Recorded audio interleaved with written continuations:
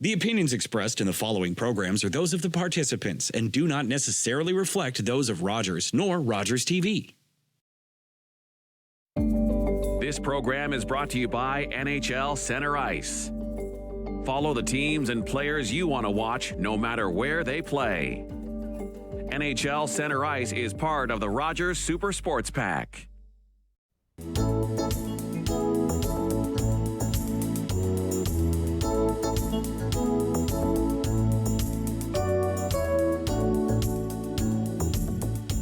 Welcome to another exciting episode of In Conversation with Alethia. I am your host, Alethia O'Hara-Stephenson. In this show, I sit down with amazing community individuals doing inspiring things in our communities. The show will educate, it will inspire, and it will empower you. Today, I am honored to have an amazing rapper, songwriter, artist by the name of Fame Holiday with us. He is an award-winning rapper, and he's doing some amazing things in his Mississauga community, showcasing mental health and addiction and creating awareness through music. So Fame, welcome to the show. I'm super excited to have you. Thank you so much for having me. I appreciate the platform, and this is it's been a long time coming. This is overdue, but I'm happy to be here. Wonderful, wonderful. I'm so excited to have you, and we're going to go right into the conversation because you've been doing some pretty amazing things, especially over the last 4 years. Mm-hmm. But your journey did not start 4 years ago. Mm-hmm. In fact, I believe you started performing and rapping when you were 14 years old. Correct. How did you get started? Honestly, music has always been a part of my life. It's always been a passion. But how did I get started? That's a good question.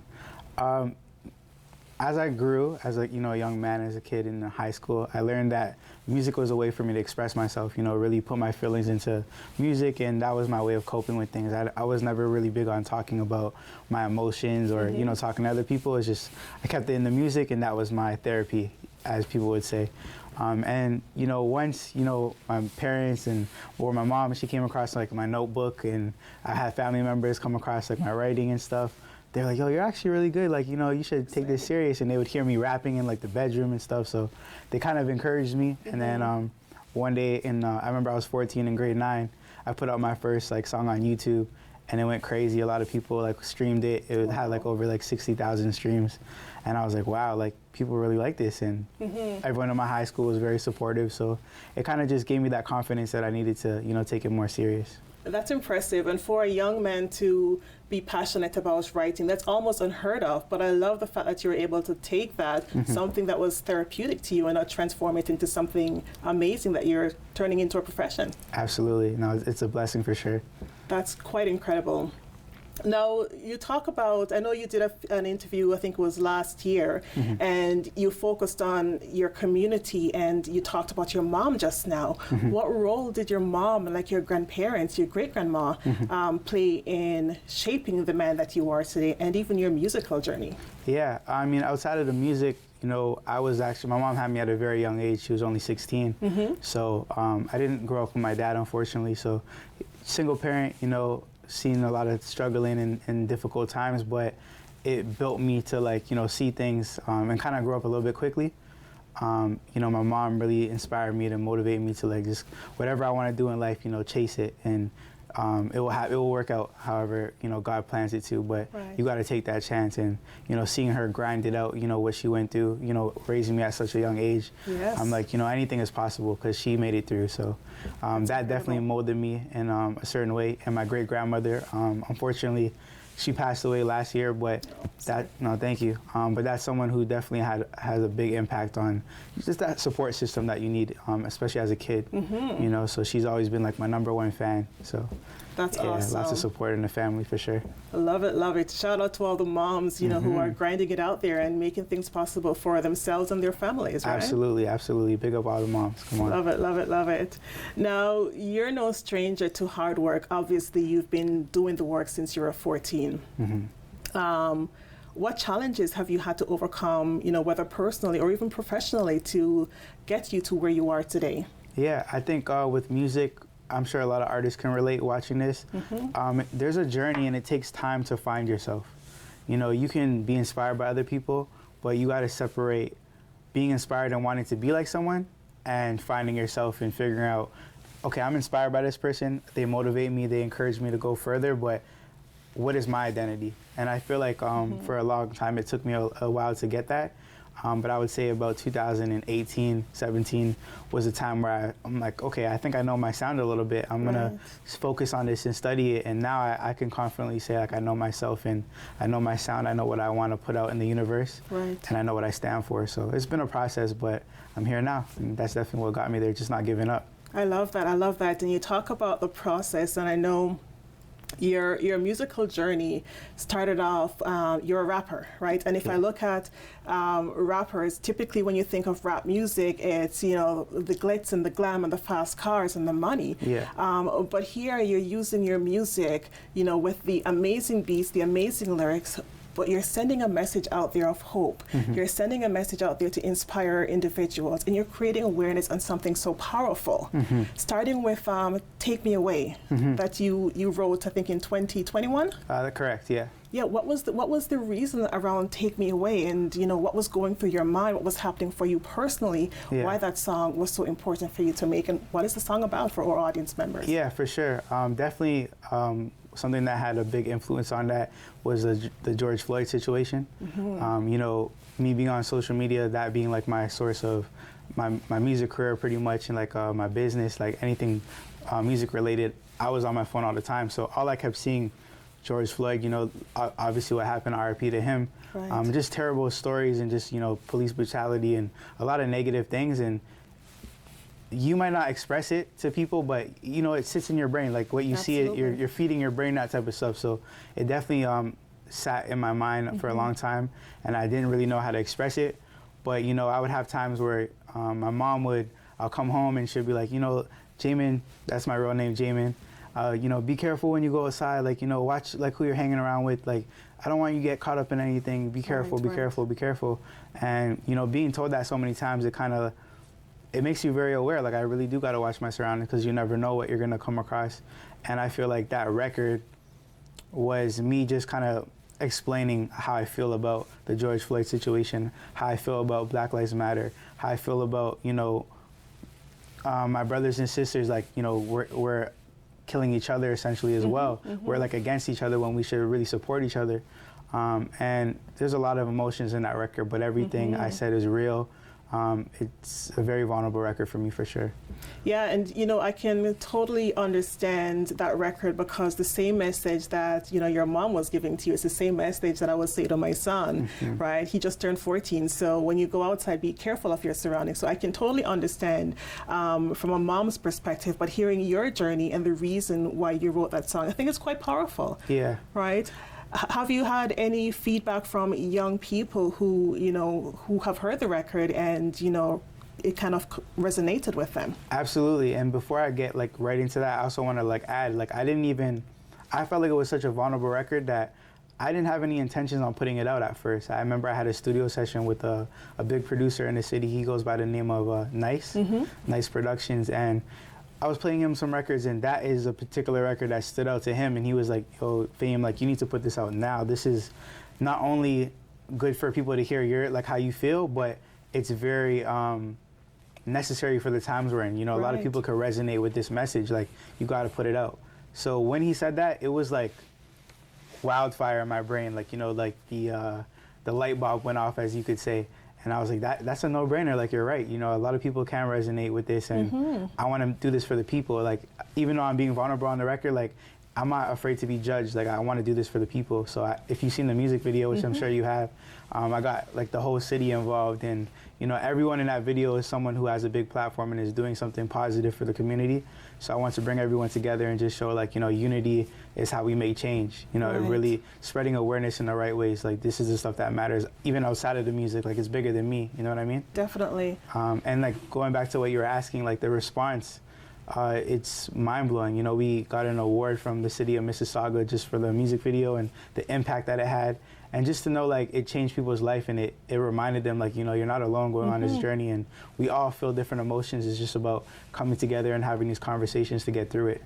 That's brilliant. And I love that, you know, going back to the comment I made earlier, you know, when you think of rap music, you know, you tend to think of, you know, the fast cars and girls and, you know, all of those other things. But here you are, you're able to essentially carve out your own brand, right? Creating awareness and empowering other individuals in community. And I think that's quite powerful. And to see someone as young as yourself, you know, making that impact, I think is quite incredible. So how do you feel about the journey that you're on and the fact that you've carved out essentially a niche for yourself, right? I don't see anyone else doing what you're doing around, you know, mental health and awareness, or just even awareness and education to empower a community. How do you feel?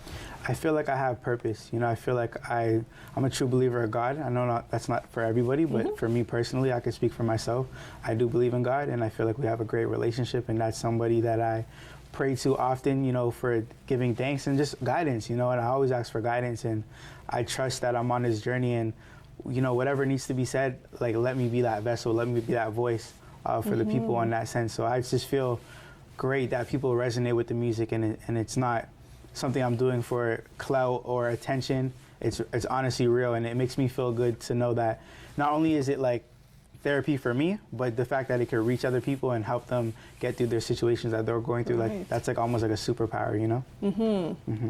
You recently went back into some schools to share, you know, the work that you're doing. What was that like?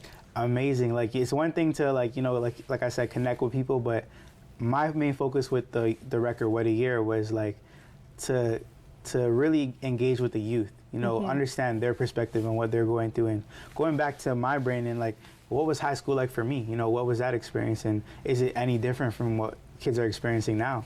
And a lot of it's not that much different. You know, it's the same cycle. You get exposed to drugs and just so many different ways you can go, and it's just about trying your best to understand you and what you stand on and the choices to make. You know, it's all about, I would say, parenting as well. You know, parenting is a big thing as well. But yeah, to add to that, that experience was awesome, and it's not over. You know, I feel like What a Year is an awesome record, and it's a timeless record. Take Me Away is a timeless record. These are things that I can go to schools all year round, 5 years from now, and have these conversations, and it's still going to be impactful. So I think it's just amazing to have records that could do that, and I don't plan to stop. I got a lot more coming on. I love that. I love that. And I love the fact that you're able to go and dig deep, right, and bring out some of these, you know, powerful messages for the world to hear, right? Absolutely. And then these amazing videos that you're creating as well. Thank you. I want to touch on your writing process, your journey. Like, how do you get to really sit down and put pen to paper to come, or, you know, maybe it's your laptop, but how do you get to that stage where the music starts to flow? Yeah, I definitely go through like a bunch of beats, or sometimes, you know, even outside of just the beats, how I get in my zone for the most part, and when the records actually mean like something and have a big impact, it all starts from a conversation. So the producer I'm working with at that time, we're talk about life, you know, what are you going through right now? This is what I'm experiencing. What's happening in the news right now, like, you know, what's going on, and those conversations just kind of lead to like, I want to make a song about this. You know, this is going to mean something. This is for the people. So it's very natural. But I would say it all stems from a great conversation. I love that. I love that. What has been your favorite record so far, or song so far? Oh, that's tough. A lot of people say, like, you know, I'm a very versatile artist. So like you said, like a lot of rap is more glitz and glam, and I feel like that's cool too. Like, you gotta have balance. You know, it's cool to have serious records where you're really saying something, and you gotta have the party music too. You know, if you can do it. And I like that. It's tough to say my favorite record right now. You know what? What are you going to say? Hold that thought. Okay. Hold that thought. We're going to take a quick break, and we're going to come back to see what your favorite record is. Let me think about it. I like that. So we will be right back with In Conversation with Alethia, and we'll pick up a conversation with a Fame Holiday amazing award-winning rapper and songwriter. We'll be right back.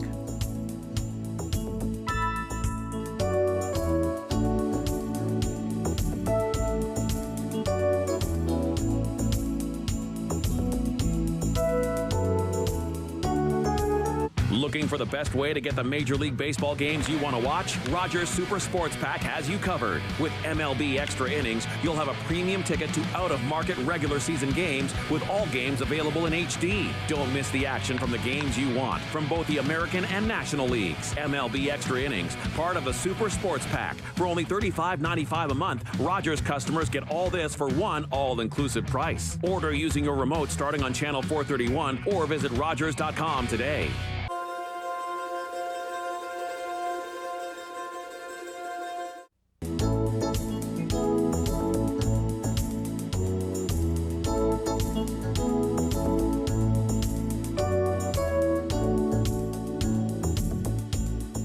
Welcome back to In Conversation with Alethia. I'm in the studio with Fame Holiday, award-winning rapper, right? Songwriter. Yes. And we're going to pick up the conversation and talking about, your favorite song, your favorite record. Yeah, so while we were on break, I was just thinking, I always have different favorite songs in different moments, but I would say right now, one of my favorite records is probably, it's called Made Me, featuring Havaya Mighty, which is a big queen, big-time superstar from Brampton. Nice. So shout out to her.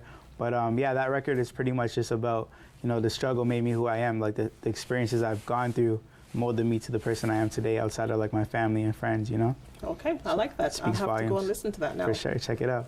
Wonderful, wonderful. So this year has been incredible for you, and you've actually put out a song called What a Year. Mm-hmm. And it has created headlines and, making the rounds, right, and doing incredible things on the airways. So tell me about that song and the reason why behind it. Mm-hmm. So this record, this whole movement, it's all come from a different place. So I'll start in the beginning. For me, last year was a great year musically. A lot of accomplishments. I did my first festival. I won some awards. I graduated from a music program, which is a big accomplishment for me. But outside of that, like I told you earlier, my grandmother passed away. I lost my grandfather, unfortunately. Wow. I had a little niece who passed away as well, and then a friend of mine actually passed away to an overdose. Wow. So it was a lot of emotions, and that was honestly my first time ever experiencing grief. So to have back-to-back, passings happen, I really didn't know how to deal with it. And on top of that, I was so busy musically, it was almost like there's no time to sit with those entities or energies at that moment. It's like I feel very numb to it at this moment, but like I know eventually, and talking to friends, they said it's gonna hit you eventually. Like you're gonna have to take some time off and just reflect. But I was like, yeah, I just don't feel anything right now. Like I know it's there, but I don't know how to let it out. And I remember, sorry, I'm like starting because it's a deep topic, But I remember being in a studio with Beats by Felix, which is one of my producers, and he did What a Year. And he was playing me some beats, and he's like, Fame, I have this record. It's pretty dark. Like, I don't know if anyone would ever use it, but I just want to play it for you. Like, let me see what you think. And as soon as I heard, like, the instruments and the way that the beat was coming in, it just felt so dark, and I felt like I needed to say something. So I was like, put this in the program. Let me just get in the studio and vibe and see what happens. And that's kind of how the record came together. And I feel like that was the first time I ever really tapped into those emotions that I was almost neglecting because I just wasn't ready to put it out there yet, on my experiences with grief. So a lot of that pain came out in that record. And then, like I said, unfortunately, my friend passed away to a drug overdose. Right. And that was somebody, I don't know if you know her, but her name was Debbie. And she was very popular on social media for being cyberbullied essentially, and people laughing at her for her circumstances, being homeless and being young on the street. And she did a lot of things almost like for a cry for help, you know what I mean? And it was very tough to see her on that journey, but to know that she passed away to a drug overdose, I was like, I'm not okay with just letting everyone just remember her off of just that, and I'm gonna be honest with you, I felt like knowing her in the process, I was like, if I had a little bit more of educational tools to really help her, I feel like I could have did a little bit more. And that kind of really sat with me and bothered me. So I was like, what can I do now? Like, I can't go back, but I could do something positive moving forward. How do I make her name remembered in a positive way, and not just for the girl who passed away from an overdose and was bullied on social media? So I essentially kind of used her story in a sense in the music video. I wanted to make sure I catered it to youth because Debbie was actually underage. When she passed away, I believe she was 17 or 18. And I don't think a lot of people know that she was that young. So it's my job as an artist and someone with a big platform to make sure that no other kids feel like they're alone like that, and they have to go through that type of process. And I want to make sure if I ever meet anyone in those same circumstances that I connect them with the right people right away. Absolutely. And this has been a very educational journey for me, just learning the other companies and just people who are really out there to help, and just to really understand that we're not alone and it's okay not to be okay, you know what I mean? So that's kind of how all this stemmed together, and just to see being here today, the platforms that I'm on, and the write-ups and people really paying respect and helping me spread awareness is just amazing. And it just goes to show, like, I'm doing the right thing. And, yes, you are. And God has me on this right journey, so. Yes, and God has you. That's absolutely incredible. And it's powerful the way that you're able to honor Debbie, right, and her legacy, keeping her memory alive, but using this as an opportunity to share and to educate. And after watching the video, it's powerful. As a parent, as a mom, I can connect with it, right? And it allows me to have conversations with those young people around me who I have in my care, Absolutely. whether it's my immediate children or just immediate children in the community. So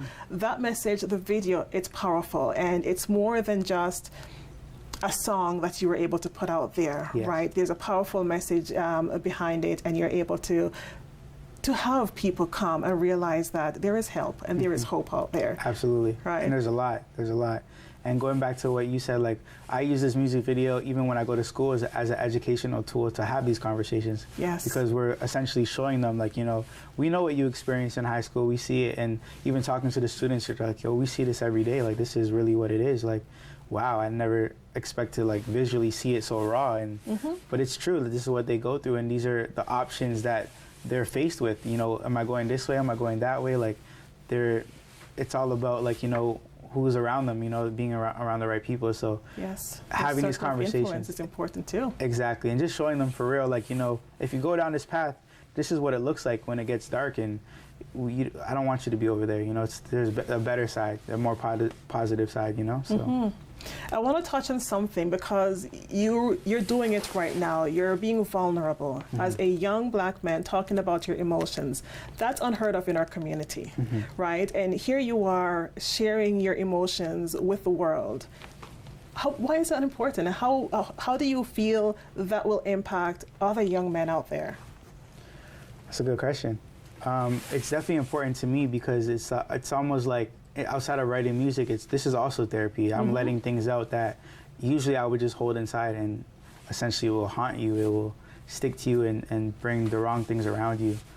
So it feels good to, like, tell people what I'm actually going through and how I actually feel, because it's therapy. It feels good.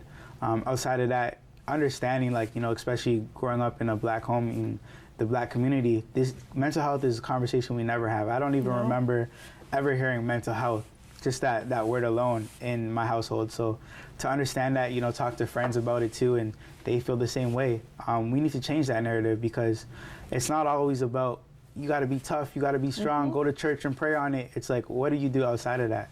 Because we all, the whole human race, we all go through different emotions, and I feel like different communities are a little bit better at talking about mental health. Absolutely. And they accept that. Where in the Black community, I feel like it's almost like you're looked at like you're weak if you're going through things, and that's not true. We're all human, we all experience things, and we got to do better.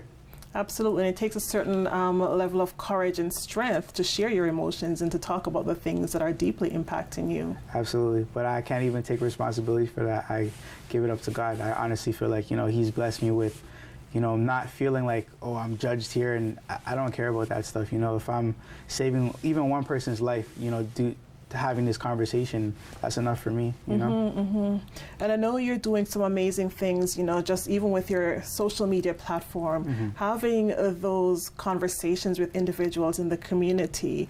What has the response been like? Especially, again, I'm going to focus on our young Black men, because they're critical, right? And they're often one of the most marginalized groups of people in the society. So yes. What has the response been like?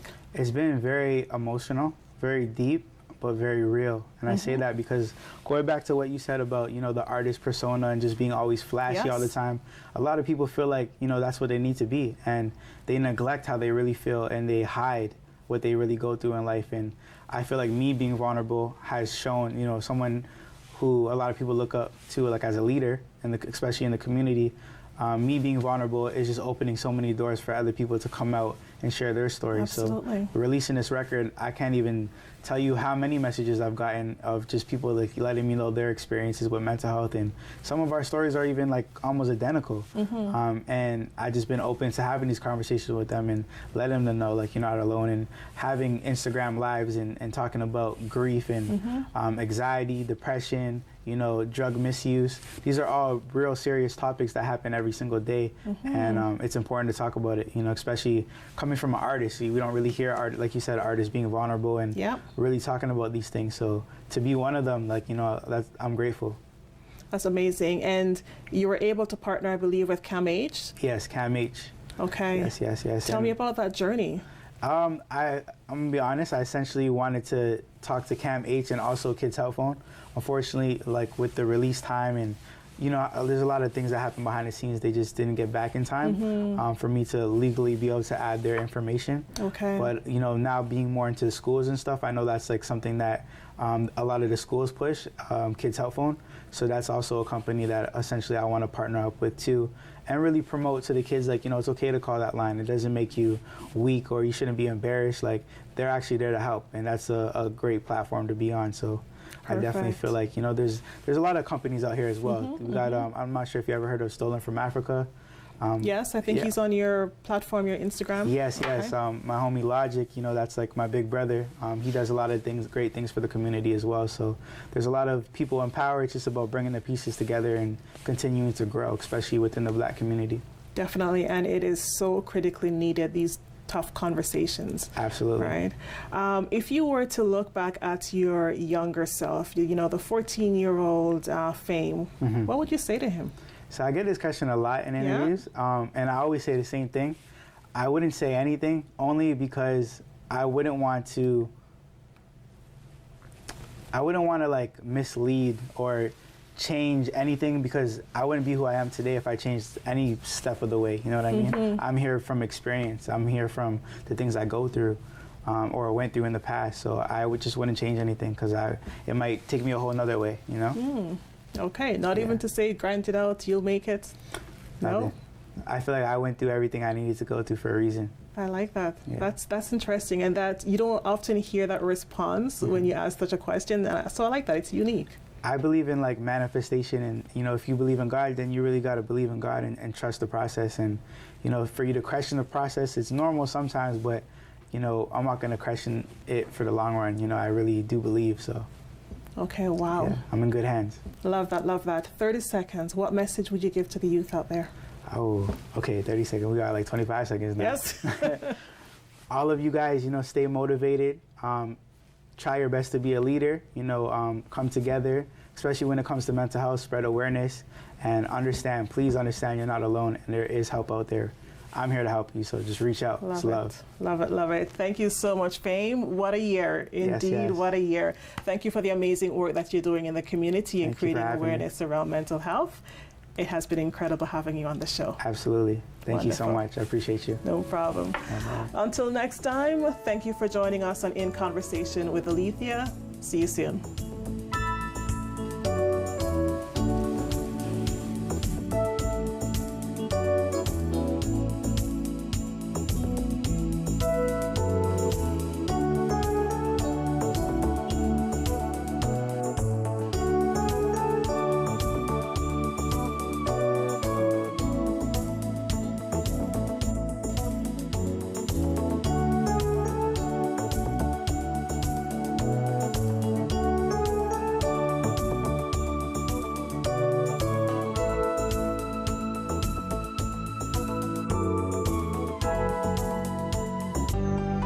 Call the Rogers TV viewer response line, email us, or connect with us on social media.